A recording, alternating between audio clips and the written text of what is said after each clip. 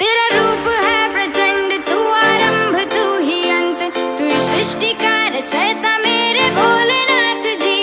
मैं खुद हूँ खंड खंड, फिर कैसा है घमंड, मुझे तुझ में है समाना मेरे भोलेनाथ जी। तेरा रूप है प्रचंड, तू आरंभ तू ही अंत, तू सृष्टि का रचयिता मेरे भोलेनाथ जी। मैं खुद हूँ खंड खंड, फिर कैसा है घमंड, मुझे तुझ में है समाना मेरे भोलेनाथ जी।